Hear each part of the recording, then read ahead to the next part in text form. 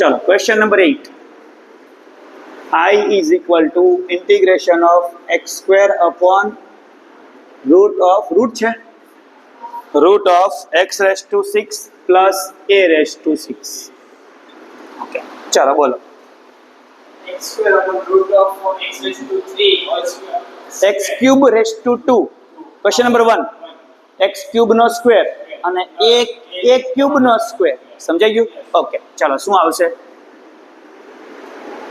x square રૂટમાં x cube નો square plus a cube નો સ્ક્વેર ડન છે ચાલો કોના બરાબર આદેશ લેશું વિનીત સમજાય છે ને બેટા અંગ્રેજી નહીં આવડું સમજાય છે ને ઓકે ધારો કે x cube is equal to t therefore બોલો yes 3x square dx is equal to dt therefore done ચલો બોલો હાલો શું લખીશું 1 upon root of t square plus a cube square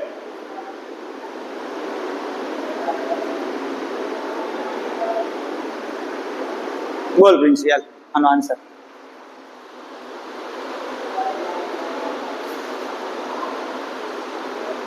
1/3 પછી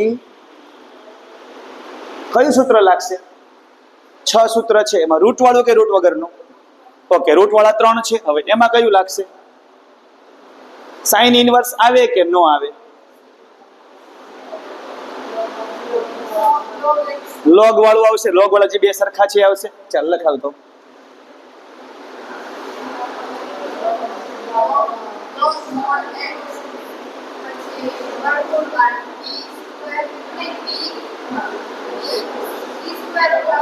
a raised to 6 6 જ આવશે ને બેઠું જ ને હા ચાલો શું આવશે બોલ 1/3 log mod t પ્લસ રૂટમાં આને શું કહેવાય એક ક્યુબ નો સ્ક્વેર પણ બેઠું લખીએ તો a ની 6 થઈ જ જાય એટલે અહીંયા t સ્ક્વેર અને અહીંયા હવે t ની કિંમત પાછી મૂકવી પડશે બોલો t ની વેલ્યુ શું છે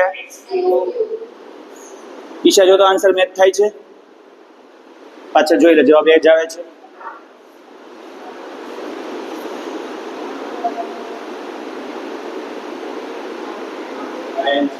ડન ચાલો નેક્સ્ટ ક્વેશ્ચન છે મારી પાસે રકમ છે ઉભો રહો I is equal to integration sec square x root છે ને root of n square x plus 4 ચલો વિચારો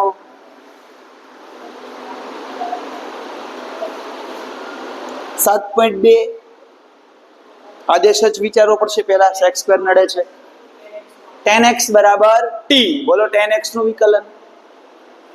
વિકલન sec square x ઓકે છે ચાલો શું ધારીશું ધારો કે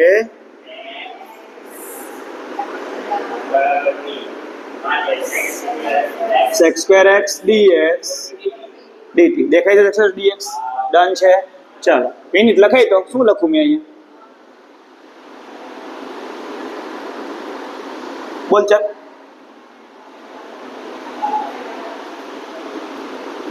અહીંયા શું આવ્યું dt ની જગ્યાએ sec square x dx તો આમાં કે દેખાય છે તને ક્યાં છે અહીંયા છે તો એના બદલે શું મૂકું મેં dt એટલે કે 1 ઓકે અને અહીંયા શું મૂકું t કે t square તો ચલો શું લખું 1/root of t square plus 4 પણ 4 ને શું કહેવાય તો સમજાઈ ગયો ચાલ બોલ તો સૂત્ર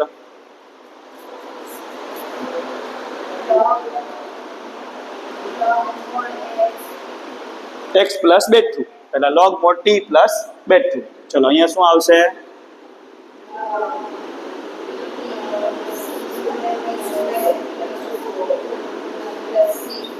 ડન છે ચલો t ની કિંમત 10x 9x plus n square x plus 4.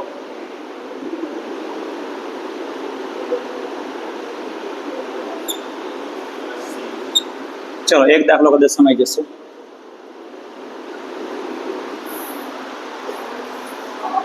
હવે ડેન્જરેશન ચાલુ થયું ધીરે ધીરે. ચાલો i ઇઝ ઇક્વલ ટુ બોલો x square plus 2x plus 2 છે ને. ચાલો વિચારો. Yes very good. કેવી રીતે? આપણા જે 6 સૂત્ર છે એમાંથી 3 સૂત્ર રૂટ વાળા, તો રૂટ વાળા પેલા મેચ થયા. ઓકે, હવે તમે ધોરણ 10 માં કદાચ તમારો સિલેબસ કટ થઈ ગયો હતો કે બાકી હતો? કટ થઈ ગયો હતો. ચેપ્ટર નંબર 4 દ્વિઘાત સમીકરણ ભણ્યા. એમાં એક પૂર્ણ વર્ગની રીત હતી, ખબર છે? પૂર્ણ વર્ગની રીત અંતિમ પદ બરાબર મધ્યમ પદનો વર્ગ છેદમાં 4 ગુણ્યા પ્રથમ પદ. 9મા માં બી હતું અને 10મા માં પૂર્ણ વર્ગની રીત પણ નીકળી ગઈ. ઓકે છે. આ એક દ્વિઘાત સમીકરણ છે. યસ, પણ પૂર્ણ વર્ગ નથી. જુઓ, આ મધ્યમ પદ છે અત્યારે, પણ આ અંતિમ પદ એનું નથી. જોઈ લો, આનું અંતિમ પદ શું જોઈએ આપણને ખબર નથી. એટલે આપણે પહેલા વિચારીએ કેવી રીતે સમજીએ. અંતિમ પદનું સૂત્ર બોલો તો. મધ્યમ પદનો વર્ગ છેદમાં 4 ગુણ્યા પ્રથમ પદ. ઓકે, ચલો મધ્યમ પદ કોણ છે આમાં? 2x. 2x નો વર્ગ કરો તો યસ, તો 4x સ્ક્વેર અને 4 ગુણ્યા પ્રથમ પદ કોણ છે? x square, only x square, એટલે x સ્ક્વેર. તો બધું કેન્સલ થઈ ગયું. તો અંતિમ પદ તમને શું મળ્યું? 1. પણ અહીંયા 1 નથી, અહીંયા 2 છે. તો આપણે 2 છે એમાંથી 1 બનાવી શકીએ. કેવી રીતે?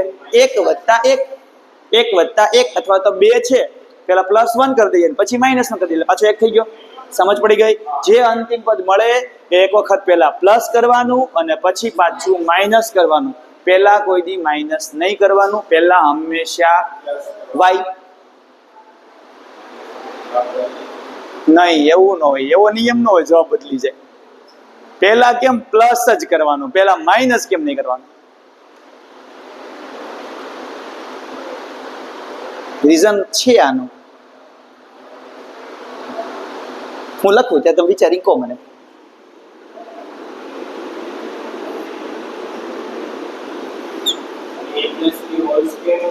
યસ, જે a plus b whole square નું સૂત્ર લાગુ પડે એમાં અંતિમ પદનો વર્ગ જ આવે, માઇનસ કરીને નો આવે.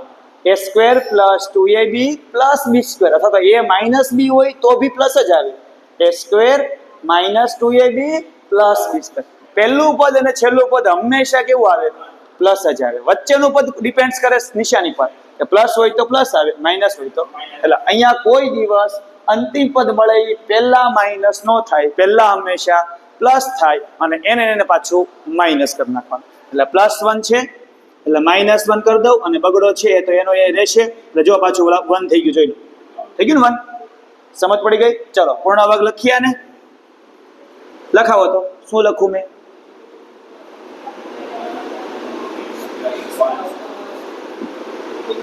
આટલો ભાગ છે ને એનો જવાબ આવી ગયો અને આ ભાગનો જવાબ શું આવ્યો? +1, એટલે એને 1 નો સ્ક્વેર જ કહેવાય. ડન છે.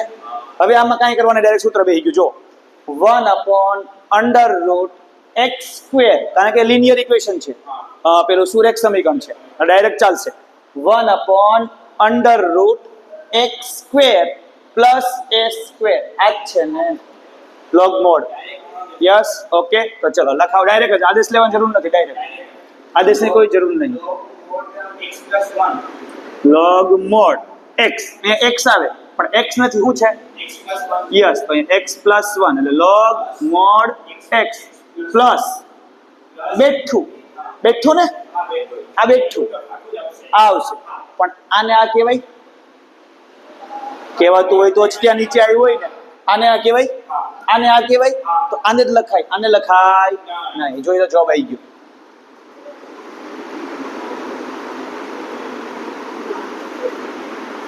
ડન છે. સમજાઈ ગયું? હજી એક જ હલાવવાનો, અમે જાય અહીંયા કદાચ. 1/9x² રૂટ કેમ ને +4 6x +6x ચલો આમાં થોડુંક ડેન્જર છે. ઓકે ચલો સૌથી પહેલા આ જે છે એના જેવું જ આ છે, ઘટે છે ને +1 આવશે. ઓકે એટલે 1 + 4 કરવું પડશે. ઓકે પણ એ તો આપણે ખબર હોય તો, ડેન્જર હોય તો સૂત્ર લાગુ પાડવું જ પડે. ઓકે એટલે સૂત્ર દર વખતે બને તો ટાઈમ બોલે લખવાનું છે. આ દાખલો પૂછાય ને કેટલા માર્કમાં પૂછાય કેવું લાગે છે? 4 માર્કમાં પૂછાય. જો કેટલા સ્ટેપ છે? ખાલી 3 જ. તો તમે એમાં આ ના લખો તો બિચારું બચ્ચું થઈ ગયું. સમજાયું ને? ઓકે છે એટલે આ લખવાનું, સ્ટેપો બનાવવાના અને આ સાઈડ વર્ક લખવાનું જ. 4 માર્કમાં કા 2 માર્કમાં પૂછે ને કા 4 માર્કમાં, 3 માર્કનો ઓપ્શન છે જ નહીં. સંકલનમાં કા આવે તો 2 માર્ક્સમાં આવે, નહીતર 4 માર્ક્સ. સમજાઈ ગયું? ઓકે ચાલો હા શું કરશું? અંતિમ પદ શોધીએ. ચાલો બોલો. મધ્યમ પદનો હોય જેમાં 4 ગુણ્યા પ્રથમ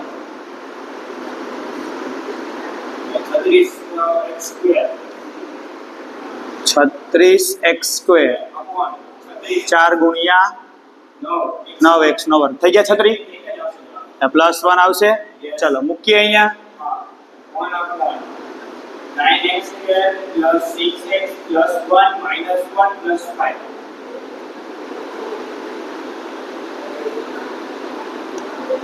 ચાલો 3x + 1 હોલ સ્ક્વેર. આ તો સમજ પડે છે ને? આવડે છે ને ભાઈ વિનીત? ઓકે ને? જાગતો રહેજે ભાઈ, 12:30 પછી હોવાનું છે, 1:30 વાગ્યા પછી. ચાલ +4 એટલે 2². ડન. 6 સૂત્ર એમાં કયા 3? વર્ગમૂળ વગરના કે વર્ગમૂળ વાળા? વગરના. વગરનામાં tan ઇન્વર્સ વાળું કે ઓલા બે? tan inverse. સમજાઈ ગયું ને? ઓકે તો ચલો શું આવે? 1/a એટલે 1/2 tan inverse x/a.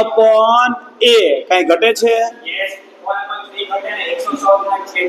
Yes into અહીંયા શું આવશે? 1/3. શા માટે 1/3 આવશે બોલતો એન્જલ? x નો સગુણક હંમેશા ક્યાં આવે? છેદમાં. એટલે જવાબ શું આવ્યો?